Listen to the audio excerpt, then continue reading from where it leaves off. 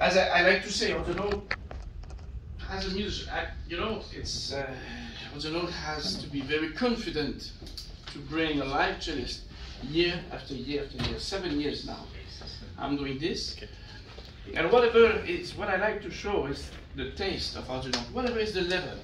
Because if you are familiar, a little bit familiar with the AudioNote, you know it's level 1, 2, 3, 4, 5. More higher you go, more, of course, expensive it is. But what I like is the taste. And as I like to say, is AudioNote is one of the companies that mainly reproduces the sound of my cello. Probably, not perfectly, of course. There's no company who does.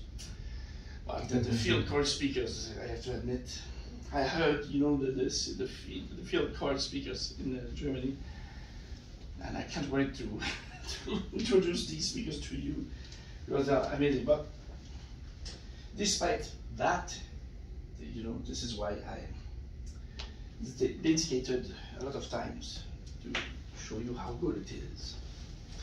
So I just wanted to tune in. Was it clear what I said? Or?